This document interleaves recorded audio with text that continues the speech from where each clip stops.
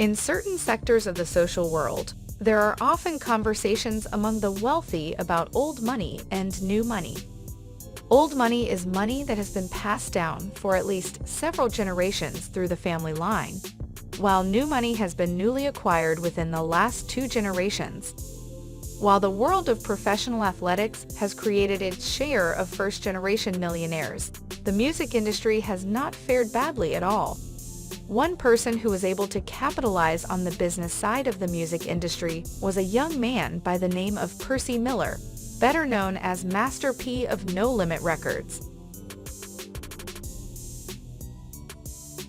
There is no doubt that Master P came from humble beginnings, being reared in the College Projects in a rough part of New Orleans. The College Projects was infamous for its high occurrence of violence and crime.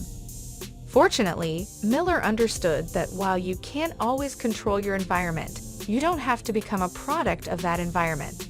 At a young age, Percy was inspired by a former College resident who came back to the projects driving a brand new Mercedes-Benz, a car he bought with his income as an insurance salesman. This was all that Miller needed to know that he could become a successful businessman the legitimate way.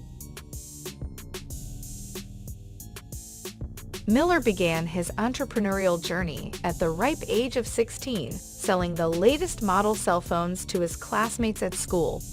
He had to take this route because no one would hire him.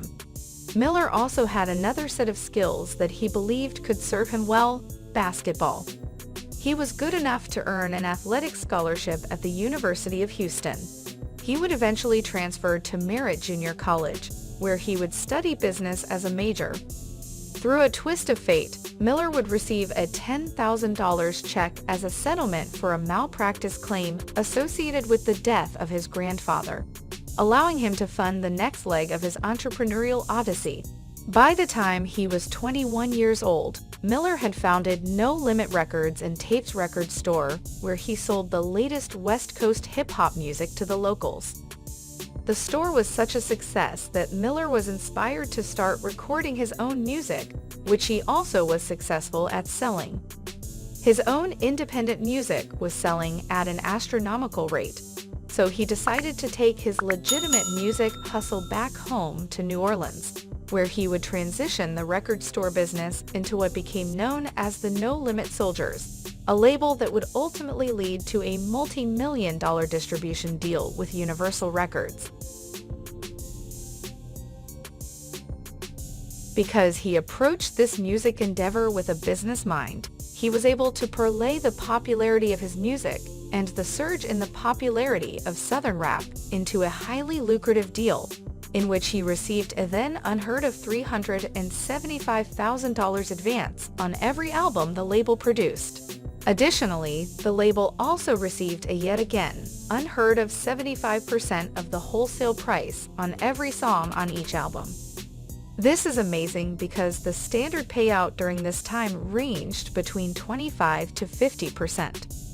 While most artists had not yet learned the importance of ownership, Master P made sure that he owned every master he produced, meaning that he will earn royalties on that music for the rest of his life. From the mid to the late 1990s, Master P and his No Limit Soldiers dominated the rap industry. Fortunately for Master P, he had a keen sense when it came to business and investing, because when he decided to focus on his basketball career again, a dream unfulfilled, the label and its record sales began to dwindle. As other labels in the South, such as Cash Money, begin their ascension, artists began to abandon ship at no limit, searching for greener pastures. One should be noted is that Master P did not attempt to stop them. In fact, he did his best to teach them the inside of the business, so that they would fare well as they branched out on their own.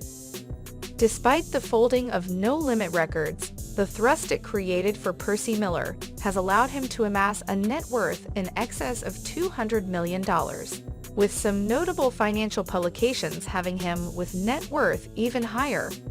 It has been more than a decade since any notable music was released by the label. However, Miller is ranked as one of the wealthiest rappers in the world.